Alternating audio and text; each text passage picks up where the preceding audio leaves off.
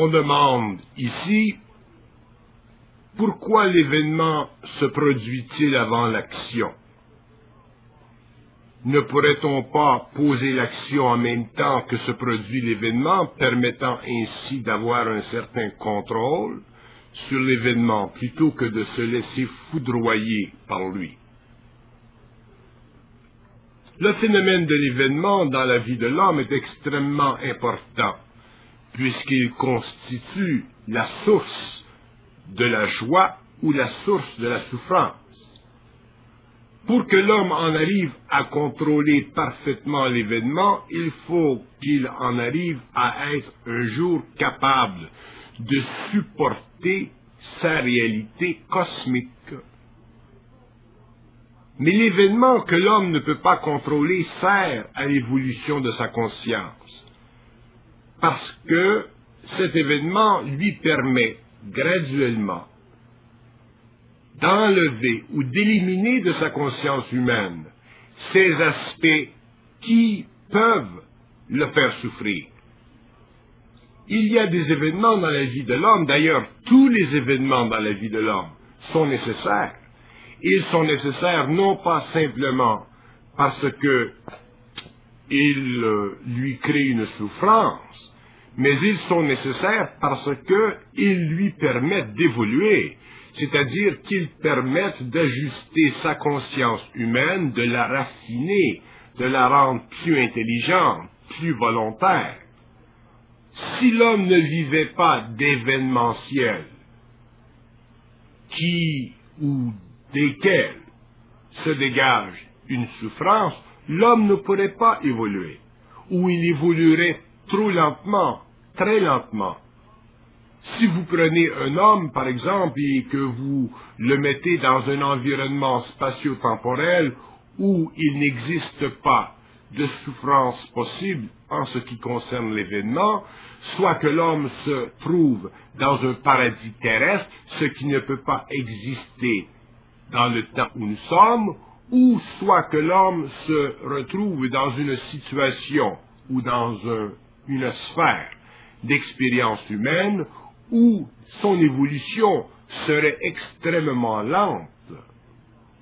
Donc l'événement, il vient et nous n'avons pas sur lui de contrôle parce que nous ne sommes pas suffisamment ajustés à lui. Nous ne sommes pas suffisamment ajustés, autrement dit, à notre énergie, parce que c'est toujours notre énergie qui déclenche l'événement. C'est toujours notre énergie, sa condition, son statut interne qui déclenche l'événement. Au fur et à mesure que l'énergie s'ajuste dans la conscience humaine, l'événement s'altère, sa condition s'altère et sa qualité de souffrance graduellement disparaît. Pour que l'homme en arrive à un contrôle parfait de l'événement, il faut qu'il en arrive à un développement de conscience très très supérieur et nettement supérieur, et ceci se fait avec le temps, parce que le phénomène de l'énergie dans l'homme est un phénomène extrêmement compliqué. C'est un phénomène extrêmement compliqué. Nous n'avons pas de conscience de la réalité de l'énergie dans l'homme. Nous n'avons de conscience que sa résultante dans notre vie, et cette résultante, eh bien, c'est l'événementiel. Regardez les événements dans votre vie et vous verrez que de ces événements découle toujours chez l'être humain une capacité d'évoluer, d'apprendre quelque chose. L'homme perd sa job, il apprend quelque chose. L'homme perd son enfant, il apprend quelque chose. L'homme se fait mal, il apprend quelque chose. Il faut toujours prendre à travers l'événement quelque chose. Il faut toujours apprendre quelque chose. Il faut toujours perfectionner la relation entre l'événement et sa conscience. Et si nous n'avons pas de contrôle sur l'événementiel en général ou dans sa plus grande manifestation, c'est parce que nous avons des choses à apprendre. Et ces choses que nous avons à apprendre font partie de l'évolution de notre conscience, font partie de l'équilibre éventuel entre la partie cosmique de l'homme et la partie consciente, mortelle, de l'être humain. Il est évident que si nous souffrons de l'événementiel et que notre action ne coïncide pas avec l'événementiel, c'est parce que nous ne possédons pas une volonté ni une intelligence à la hauteur de l'événementiel. Si nous avions ces deux forces en nous parfaitement développées, nous pourrions contrôler l'événementiel. Donc, l'homme ne peut pas contrôler l'événementiel parce qu'il le désire. Il ne peut contrôler l'événementiel que parce qu'il le peut. Donc, il doit avoir le pouvoir. Il doit avoir le pouvoir de la vie sur la terre. Et ceci fait partie de l'évolution de l'homme. Ceci fait partie de l'évolution de l'homme à partir du stage de l'involution au stage de l'évolution, à partir de l'humain ou super-humain. Tout ceci fait partie des grands mystères de l'évolution future de l'humanité. Aujourd'hui, même si nous ne pouvons pas contrôler l'événementiel de la façon qui nous plairait le plus, nous sommes capables d'en arriver à contrôler notre réaction psychologique vis-à-vis de l'événementiel. Et ceci est le premier stage de cette évolution. L'homme doit contrôler son attitude mentale, son attitude émotionnelle vis-à-vis de l'événement, avant de pouvoir contrôler l'événement. Il va de soi que pour que l'homme en arrive à contrôler l'événement, que son état mental, que son état émotionnel soit suffisamment développé pour qu'il puisse vivre sa vie selon le rythme facile, subtil de sa conscience cosmique. C'est le fait que l'homme ne vit pas dans une rythmique cosmique qui fait qu'il y a débalancement sur le plan matériel. C'est le fait que l'homme n'est pas capable d'amener sa conscience à être parfaitement égale en rythmie avec sa grande conscience cosmique, qu'il se produit en lui un débalancement de l'énergie, qu'il se produit en lui une mauvaise circulation de l'énergie, mauvaise circulation qui éventuellement crée un blocage dans son système psychique et qui naturellement fait de l'événementiel une situation qui peut être redoutable. Il faut que l'énergie dans l'homme circule bien. Mais cette énergie qui circule bien ne peut pas simplement circuler sur le plan vital.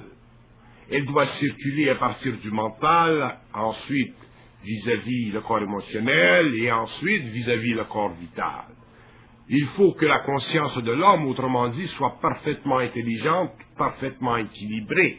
Et pour ce, il faut que l'homme ait une volonté capable d'exercer son droit dans la vie afin d'éliminer de la vie ces aspects qui constipent sa conscience, qui neutralisent son pouvoir et qui font de lui un être assujetti à l'événementiel. Je comprends très bien que plus l'homme se conscientise et plus il voit la mécanicité dans la relation entre l'action et l'événementiel, qu'il se fâche, c'est normal, et c'est très bien d'ailleurs, parce que c'est justement en se fâchant qu'il ajuste sa conscience, qu'il réajuste son tir, et qu'il en arrive graduellement à vivre une vie qui est de plus en plus normale, c'est-à-dire de plus en plus naturelle, de plus en plus en santé, sur tous les plans. Mais ceci ne peut pas se faire dans une journée. Ceci se fait à la longue, au fur et à mesure où l'homme apprend à regarder les conséquences de l'événement, à regarder le pourquoi des événements, à regarder les conditions de l'événement, et à voir qu'effectivement, dans sa conscience humaine, il y avait des aspects qui devaient être ajustés afin que cet événement ne fût pas. Donc tous les événements que nous vivons, font partie de l'activité de notre esprit, de notre double à travers notre ego, et au fur et à mesure que l'homme comprendra que cette relation esprit-ego doit être de plus en plus équilibrée, il verra que l'événement dans sa vie s'ajustera et que sa vie deviendra de plus en plus facile. Mais il y a en nous des obstacles incroyables à cet équilibre. Il y a en nous des obstacles qui sont tellement grands que nous avons souvent même l'impression qu'ils ne sont pas des obstacles. Je donne par exemple l'exemple d'un homme qui serait extrêmement intuitif, extrêmement créatif avec son intelligence. Autrement dit, un homme qui vivrait d'une façon particulière le mouvement de son énergie cosmique à travers son ego, et je peux très très facilement voir que à l'intérieur d'un même mouvement, l'homme, en tant qu'ego, serait prisonnier d'une sorte d'illusion, voire de certains voiles, qui ferait de sa vie une situation difficile. Ce n'est pas parce qu'un homme est créativement intelligent dans le mental, qu'il a une certaine facilité à la manipulation mentale de l'énergie cosmique en lui, qu'il ne peut pas vivre sur le plan matériel des situations événementielles qui ne coïncident pas nécessairement avec le meilleur des mondes. C'est pourquoi je dis, l'évolution de la conscience humaine, elle est extrêmement importante dans ce sens qu'elle doit amener l'homme à la constatation que là où dans sa vie il y a souffrance, il doit y avoir un feu rouge lui permettant de voir, de s'arrêter, de prendre mesure de cette souffrance et d'agir dessus. C'est ceci qui amènera un changement dans la circulation de l'énergie. C'est ceci qui amènera l'homme avec le temps à pouvoir vivre une vie de plus en plus libre des aspects événementiels dits négatifs, afin de lui permettre de vivre de l'événementiel positif, plaisant, qui constitue un bien-être, mais qui ne retarde plus son évolution. Combien d'hommes y a-t-il qui puissent regarder leur vie en face, isoler les aspects de leur vie qui constituent pour eux des obstacles et agir dessus? Combien? Combien d'hommes sur notre planète ont la capacité mentale et intelligente de voir à travers la matrix de tous ces aspects de vie qui créent en lui de l'événementiel négatif, de l'événementiel qui crée la souffrance, de l'événementiel qui le lie à des chaînes puissantes? Il n'y en a pas beaucoup.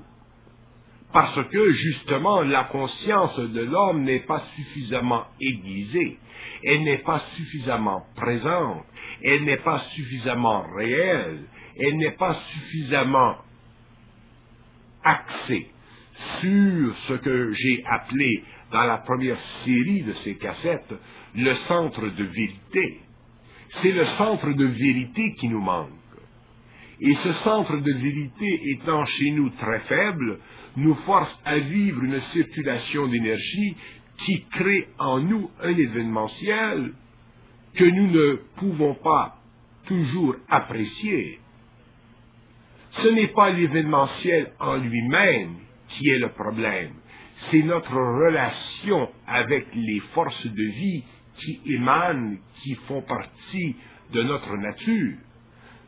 L'événementiel n'est simplement qu'une condition, il n'est simplement qu'une réaction, il n'est simplement qu'un produit de la mauvaise circulation de l'énergie. Il y a effectivement de l'événementiel qui est directement appliqué dans la vie de l'homme à partir du plan cosmique, à l'intérieur duquel il y a une raison, à l'intérieur duquel il y a de l'intelligence. Nous pouvons toujours donner raison à la partie cosmique de l'homme en ce qui concerne l'événementiel dans la vie de la conscience. Effectivement. Mais ce n'est pas là le point.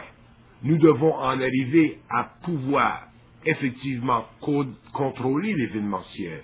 Mais nous ne pouvons pas le faire tant que nous n'aurons pas atteint un point où notre centre de vérité sera suffisamment développé pour empêcher que des aspects planétaires, des aspects nettement négatifs nous arrivent.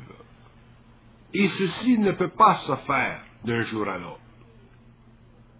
Si nous nous regardons, nous pouvons très facilement voir, nous pouvons très facilement mesurer notre manque de puissance. Nous pouvons très facilement mesurer notre manque de puissance. Nous pouvons même voir, sentir notre impuissance. Et tant que l'homme sent en lui de l'impuissance, c'est qu'il y a en lui des forces qui ne circulent pas. Tant que l'homme sent en lui de l'impuissance, c'est qu'il y a en lui des forces qui ne circulent pas. Et c'est à partir de ce moment-là qu'il sent son manque de puissance. Il y a une différence entre sentir son impuissance et sentir ou réaliser un manque de puissance. Sentir son impuissance, c'est se sentir réellement emprisonné dans une sphère de vie, dans une situation d'où nous ne pouvons pas sembler nous en sortir. C'est comme si nous étions effectivement dans une prison de vie. Tandis que ne pas pouvoir vivre une grande marque de conscience de notre puissance, c'est simplement une situation temporaire. Il est évident que l'homme ne peut pas avoir la puissance aujourd'hui qu'il aura demain, et ainsi de suite. Mais l'homme aujourd'hui, même s'il sent que sa puissance est freinée, qu'elle est limitative ou qu'elle est limitée, ou qu'elle n'est pas en pleine croissance active et dynamique, il peut ne pas sentir d'impuissance. C'est-à-dire qu'il peut sentir qu'il y a en lui un mouvement énergétique de conciliation entre les forces de vie et sa vie. À partir de ce moment-là, il ne souffre plus de l'événementiel comme auparavant. Il ne souffre plus de la négativité de l'événementiel, si négativité il doit y avoir. Il sent de plus en plus pouvoir retirer ses pieds du ciment, donc il sent pouvoir mettre le doigt sur quelque chose de solide, et ceci lui donne suffisamment de corps, suffisamment d'esprit, suffisamment de joie de vivre pour continuer à expérimenter avec les forces qui en lui circulent. Donc, il ne s'agit pas pour nous de contrôler parfaitement l'événement, ceci viendra au fur et à mesure où nous pourrons de plus en plus contrôler notre énergie. Mais il s'agit pour nous de pouvoir graduellement souffrir de moins en moins de l'événement parce que nous pouvons sentir de plus en plus de puissance. Une fois que nous sentirons en nous de la puissance, nous verrons qu'effectivement, les voiles de la vie, c'est-à-dire les rideaux de la vie, pour ne pas confondre les voiles avec les rideaux, nous verrons que les rideaux de la vie s'élèvent, qu'ils se séparent, et que nous avons accès à une plus grande vie, à une plus grande territorialité. Et ce mouvement vers cette plus grande territorialité nous donnera naturellement une plus grande joie de vivre.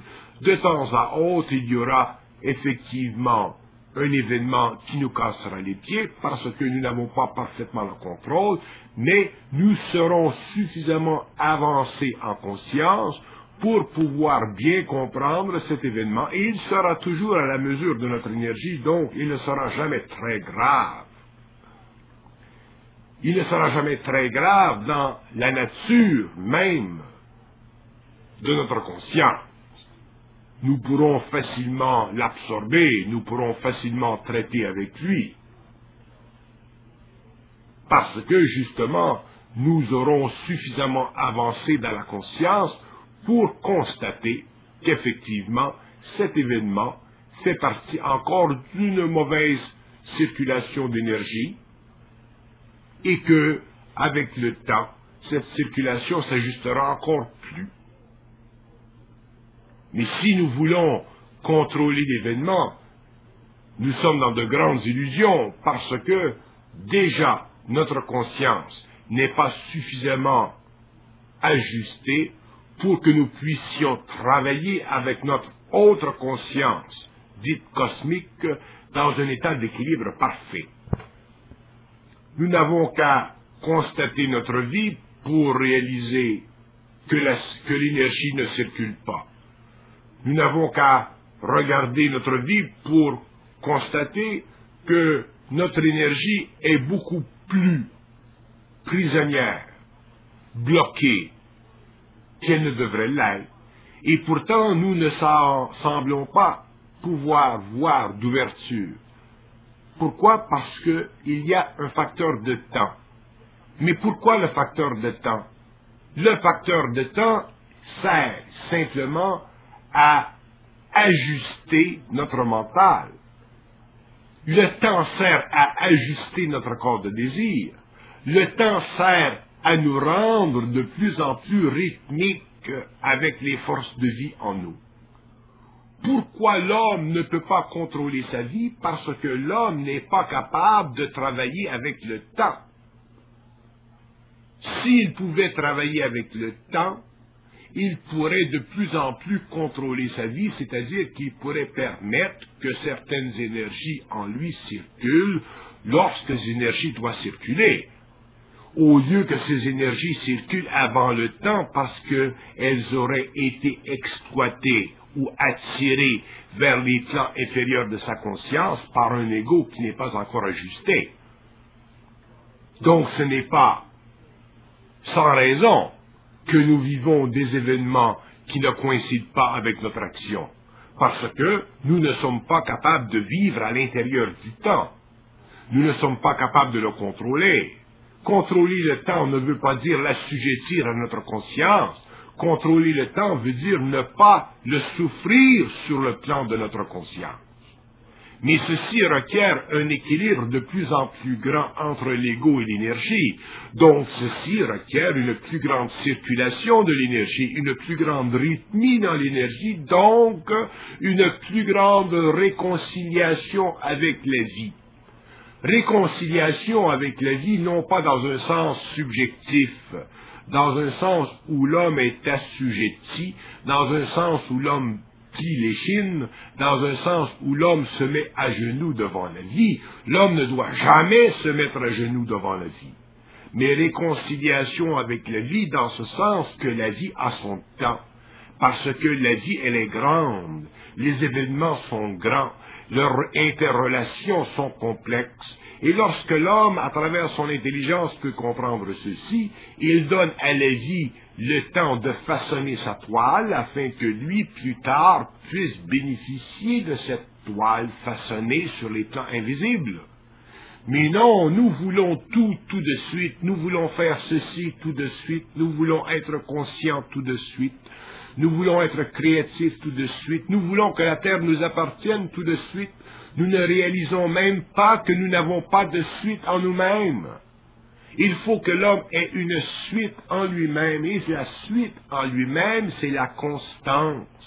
C'est la relation de permanence entre la circulation de l'énergie et son ego. C'est l'atrophie du corps de désir pour l'expansion de la compréhension. C'est la diminution de l'angoisse pour l'expansion de la conscience. C'est la capacité chez l'être humain, finalement, d'arrêter de prendre la vie d'une façon qui ne coïncide pas avec sa réalité, mais qui coïncide avec son irréalité, autrement dit, avec les mécanismes subjectifs de son ego. Il n'y a aucune personne sur la Terre qui ne peut pas regarder, une fois affranchie des grandes illusions psychologique de sa conscience, qui ne peut pas réellement voir, prendre mesure de son incompétence psychologique. Nous sommes des incompétents psychologiques. Les hommes sont psychologiquement incompétents, donc ils sont psychologiquement incapables de vivre la circulation de l'énergie. Nous sommes tellement incompétents psychologiquement que notre psychologie est devenue le sceau de notre incompétence. Notre incompétence est écrite sur notre front, et ceux qui voient peuvent facilement voir l'incompétence. Et lorsque je parle de ceux qui voient, je ne parle pas nécessairement de ceux qui voient profondément, je parle de ceux qui peuvent même voir en surface. Un homme qui rencontre un homme peut facilement voir l'incompétence de l'autre. Pourquoi les hommes peuvent-ils voir leur mutuelle incompétence? Parce qu'ils sont mutuellement incompétents, autrement dit, parce que tous les hommes sont incompétents. Et tant que l'homme vivra de l'incompétence, il y aura en lui une soif, c'est-à-dire un désir profond de pouvoir vivre l'action en fonction de l'événement. Et ceci lui créera une angoisse, et cette angoisse, justement, l'avertira du besoin de cesser son incompétence pour en arriver à être compétent psychologiquement, c'est-à-dire à être capable psychologiquement de travailler avec le temps. Et lorsque l'homme sera capable psychologiquement de travailler avec le temps, ce qui implique de la compétence psychologique, il sera capable de vivre une circulation d'énergie de plus en plus harmonieuse, de plus en plus rythmique. Donc la réconciliation avec la vie se fera, et lorsque l'homme est réconcilié avec la vie, il ne lui tombe pas du ciel des événements qui constituent pour lui une souffrance insupportable. Mais je veux continuer sur le phénomène de l'incompétence. L'incompétence psychologique de l'homme veut dire son incapacité de voir à travers ses illusions et son incapacité de rapatrier son énergie. L'incompétence psychologique de l'homme veut dire ne pas être capable de convertir ses attitudes en puissance. L'incompétence de l'homme veut dire son incapacité de pouvoir s'affranchir de ces mécanismes subjectifs qui constituent pour lui une barricade. C'est justement cette incompétence psychologique de l'ego qui fait de lui un être assujetti à des forces planétaires, assujetti à des forces qui n'ont pas la capacité de lui rendre la vie facile. Et je parle simplement des forces planétaires. Si l'homme est incompétent psychologiquement, il est évident qu'il sera assujetti aux forces planétaires. Mais non seulement sera-t-il assujetti à ces forces, il sera aussi assujetti encore plus aux forces cosmiques. Donc il est grand temps que l'homme développe de la compétence. Il est grand temps que l'homme comprenne jusqu'à quel point il est nécessaire pour lui de vivre un équilibre parfait dans sa rythmie psychique. Et cet équilibre parfait nécessite qu'il apprenne graduellement à pouvoir convertir en lui ce qui n'est pas réel en réalité. À partir de ce moment-là, l'homme apprendra, réalisera qu'il devient de plus en plus compétent, c'est-à-dire qu'il devient de plus en plus capable de toucher du doigt sa puissance. Et c'est là que se fera bien la circulation de l'énergie, que se fera bien le mouvement de l'énergie à travers son mental, son émotionnel, son vital et son matériel, pour lui donner une vie franchement meilleure. Mais l'incompétence de l'homme est tellement grande et le fouillis à l'intérieur de cette incompétence tellement embarrassant pour lui comme pour les autres, que nous avons besoin aujourd'hui d'une science de l'esprit raffinée à un tel point que nous sommes obligés pendant des années, voire des générations, parler afin de réellement décortiquer l'être humain, décortiquer son incompétence pour que lui puisse en arriver finalement sur les rives de son propre esprit. Lorsque nous parlons de l'homme, lorsque nous parlons de l'esprit, nous semblons parler de l'esprit, mais en fait ce n'est pas de l'esprit que nous parlons de l'homme, parce que parler de l'esprit, ça n'existe pas. C'est une illusion. C'est de l'homme que nous parlons. C'est de l'incompétence de l'homme que nous parlons. Nous semblons parler de l'esprit parce que nous approchons l'homme à partir des plans supérieurs de sa conscience, mais en fait, c'est de l'homme que nous parlons, puisqu'il n'y a pas de division, de séparation entre l'esprit et l'ego. L'illusion subtile que nous vivons tous lorsque nous parlons de l'esprit, l'illusion qui nous fait sentir que nous parlons de l'esprit, cette illusion doit un jour être éliminée de notre vie. C'est en fait de l'homme que nous parlons. Et si nous parlons de l'homme, nous parlons de son incompétence psychologique.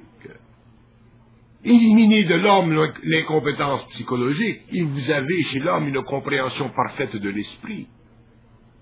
Éliminez de l'homme l'incompétence psychologique et vous avez une conversion instantanée entre l'ego et l'esprit, entre l'homme cosmique et l'homme planétaire. Éliminez l'incompétence psychologique et vous avez un homme réel, donc vous avez un esprit qui se manifeste parfaitement bien, donc vous avez une parfaite circulation d'énergie. Éliminez l'incompétence de l'homme psychologiquement et vous avez un homme dans son intelligence créative, dans sa volonté créative, dans son amour créatif. Donc vous voyez que lorsque nous approchons les rives de la conscience supramentale, lorsque nous approchons les grands plans de la science mentale, c'est réellement de l'homme que nous nous approchons. Nous ne nous approchons pas de l'esprit. C'est une illusion. C'est justement cette illusion qui a été caractéristique de la recherche spirituelle de l'évolution chez les ésotéristes et les occultistes. Les occultistes et les ésotéristes n'ont pas cherché l'homme, ils ont cherché l'esprit. Ils ont cherché à comprendre l'esprit.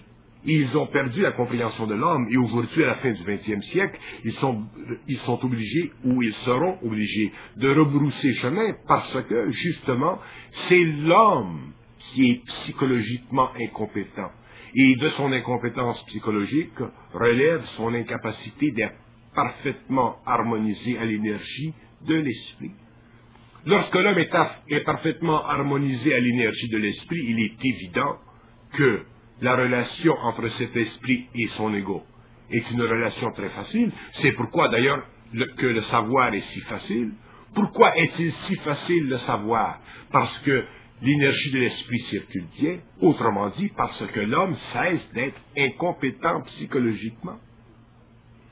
Vous voyez comme il est très difficile pour les hommes de comprendre simplement philosophiquement des choses qui relèvent de leur capacité vibratoire de réaliser à travers eux-mêmes leur impuissance, afin d'en arriver eux-mêmes au savoir qui est un aspect de leur puissance.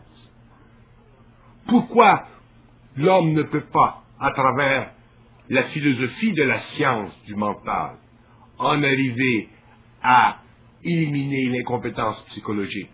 Parce que justement, l'élimination de l'incompétence psychologique requiert une circulation d'énergie, donc requiert une capacité chez l'homme de pouvoir instantanément mettre un arrêt à différents niveaux d'illusion dans sa vie, dans sa conscience, afin que cet esprit, que cette énergie circule pour lui donner sur le plan matériel une vie qui constitue effectivement l'anoblissement de la nature humaine, donc le passage de l'état de l'homme animal à l'homme pur. Si on me demandait quelle est la plus grande faille, quel est le plus grand point que l'homme doit changer dans sa vie afin d'en arriver au savoir, afin d'en arriver à une intégration, ainsi de suite, je dirais que l'homme doit totalement altérer, changer sa psychologie qui est incompétente. L'homme doit devenir compétent psychologiquement. À partir du moment où l'homme est compétent psychologiquement, même s'il est inconscient, il peut vivre une vie qui a du bon sens. S'il est conscient, s'il se conscientise et qu'il devient compétent psychologiquement, il vivra une vie qui a encore plus de bon sens. Donc, la compétence psychologique est effectivement une qualité de la psychologie humaine qui permet à l'être humain de parfaitement comprendre les lois de l'énergie, donc de parfaitement comprendre les lois de l'esprit, donc de parfaitement entrer dans le savoir, donc de parfaitement bénéficier du savoir. Mais, je dis bien bénéficier du savoir. Bénéficier du savoir ne veut pas seulement dire savoir bénéficier de l'énergie à travers le mental. Bénéficier du savoir veut dire bénéficier de l'énergie en soi qui nous permet en tant qu'homme d'utiliser le savoir pour notre bien-être et non pas d'utiliser le savoir afin de nous rendre de plus en plus assujettis à sa puissance. Ceci est un point de référence extrêmement important parce que à l'intérieur de notre psychologie, de notre déformation psychologique, de notre incompétence psychologique, nous croyons que le savoir est une clé de vie. Le savoir n'est pas une clé de vie. Le savoir est une façon pour l'homme de reconnaître la vie, de comprendre la vie. Le savoir n'est pas une clé de vie. C'est une façon pour l'homme de reconnaître, de comprendre la vie. La clé de vie fait partie de la science du mental. Et cette clé de vie rencontre la serrure, c'est-à-dire qu'il y a une conversion de l'énergie psychologique, il y a un mouvement dans la circulation de l'homme à partir du moment où il peut utiliser une clé qui vient de la science du mental et l'introduire cette clé dans la serrure, c'est-à-dire intégrer ce qu'il sait par la science du mental afin qu'il y ait une résonance en lui, résonance qui crée une meilleure circulation d'énergie, donc qui l'amène à une plus grande facilité de découvrir les myriades d'aspects de la vie que l'on appelle le savoir. Si l'homme s'intéresse dans la vie au savoir, il ne pourra jamais s'intéresser à sa vie. Sa vie, c'est un système en évolution. Le savoir est une constante éternelle de la nature de l'esprit. Ce n'est pas le savoir dont l'homme a de besoin. C'est d'un équilibre parfait dans sa vie afin que le savoir puisse donner à sa vie une plus grande expansion, une plus grande dynamique. Nous mettons trop de temps, à la recherche du savoir, parce que nous sommes psychologiquement incompétents, c'est-à-dire parce que nous ne comprenons pas parfaitement notre relation entre la vie et nous-mêmes. Si un homme possède le savoir, ou deux hommes possèdent le savoir, ou 10 hommes possèdent le savoir qu'il possède est un savoir qui doit être utilisé par ceux qui le reçoivent en fonction d'une capacité interne et créative de transformer leur psychologie d'incompétence en psychologie compétente. La seule fonction du savoir, elle est là. Un homme, ensuite, qui possède une psychologie compétente peut se servir du savoir, de son savoir, pour vivre dans le monde, pour vivre sur la terre, pour rendre sa vie plus facile. Mais un homme qui reçoit le savoir doit convertir sa psychologie incompétente en une psychologie compétente à travers ce savoir. Mais si lui, au lieu de convertir sa psychologie incompétente en psychologie compétente, ne se sert du savoir que pour donner à sa psychologie incompétente une allure, une qualité ou un statut particulier, il perd son temps. C'est probablement ce qu'a voulu me dire une personne dans une lettre lorsqu'elle m'a dit qu'il y a, dans certains coins, du snobisme parmi les gens qui se disent avoir une conscience supramentale. Et il n'y a pas d'erreur dans ce qu'elle dit.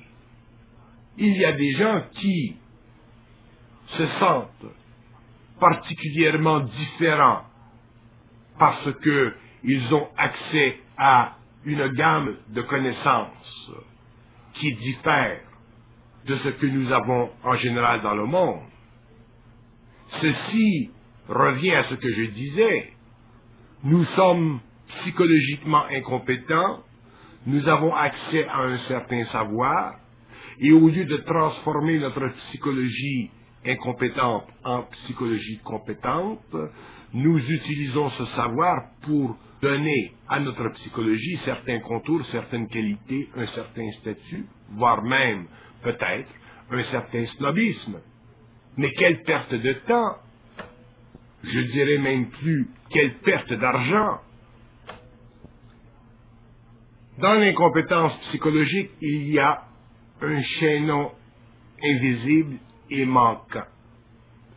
Il y a quelque chose dans l'incompétence psychologique qui manque afin que l'homme bénéficie d'un rapport étroit entre sa conscience interne et sa conscience externe, ou sa conscience cosmique et sa conscience planétaire.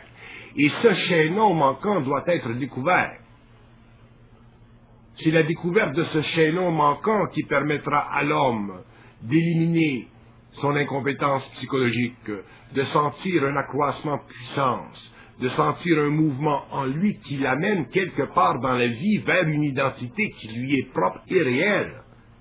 Mais tant que l'homme n'aura pas pu identifier ce chaînon manquant qui fait partie de la nature invisible de sa psychologie, qui fait partie des illusions ou qui fait partie des voiles, l'homme ne pourra pas réaliser parfaitement sa nature, donc il ne pourra pas constater le lien entre sa conscience et sa réalité. Et ce chaînon manquant est extrêmement important et il est différent pour chaque être humain. Il n'y a pas de chaînon manquant universel. Chaque être humain possède un chaînon manquant qui constitue l'atrophie de son intelligence et qui, naturellement, crée les conditions parfaites pour une psychologie incompétente, pour une psychologie, autrement dit, incapable de résoudre parfaitement le lien qui doit exister entre le savoir et la vie. Et ce chaînon manquant, j'en ai parlé dans la première cassette, je crois, et je lui ai donné un nom, je l'ai appelé le point de vérité. Non pas la vérité, le point de vérité, c'est-à-dire l'équilibre parfait entre les trois principes d'intelligence de l'homme, l'intuitif, le cosmique et le rationnel. Et lorsque l'homme aura découvert ce point de vérité en lui, il sera parfaitement équilibré, il sera parfaitement dans sa psychologie créative, autonome, identifiable à lui-même et universelle en même temps. Autrement dit, il ne sera plus incompétent psychologiquement. Il pourra traiter des problèmes de la vie d'une façon facile, d'une façon universelle et d'une façon qui pourra aider, à travers la conversation, une multitude d'êtres humains, parce que sa science, à ce moment-là, c'est-à-dire l'expression catégorique de son savoir, sera toujours mise à la disposition de l'homme en fonction de la nature de l'homme. Autrement dit, l'homme qui aura découvert son centre de vérité parlera toujours à l'homme, à l'individu, en fonction de lui-même. Il ne parlera pas à l'homme en fonction de lui-même. Il parlera à l'homme en fonction de lui-même, c'est-à-dire en fonction de cet homme. Et à partir de ce moment-là, cet homme pourra franchement réaliser certaines choses qui font partie d'un appui supérieur sur le plan de l'expérience, parce que une autre personne aura compris et réalisé des choses qui ne font pas encore partie de la conscience de ce dernier. Je vous fais très bien remarquer que l'incompétence psychologique n'a absolument rien à voir avec l'éducation de l'homme. L'incompétence psychologique fait partie des mécanismes subjectifs de la personnalité humaine. Et lorsque l'homme devient psychologiquement compétent, il devient un être capable de résoudre tous les problèmes de tous les hommes, si il le veut. Autrement dit, il devient capable de comprendre tous les hommes, parce que justement, étant psychologiquement compétent, il a la capacité à la fois de s'instruire et à la fois d'instruire l'autre dans un même temps. Mais ce n'est pas ce qui se passe chez les hommes. Lorsque les hommes parlent aux hommes, ils veulent instruire les autres hommes. Ils ne s'instruisent pas en même temps qu'ils instruisent l'autre. Et si vous me demandez, donnez-moi un exemple concret de l'incompétence psychologique, afin de le déceler, je vous dirai que si vous parlez à quelqu'un et que vous ne vous instruisez pas en même temps que vous l'instruisez, il y a en vous de l'incompétence psychologique.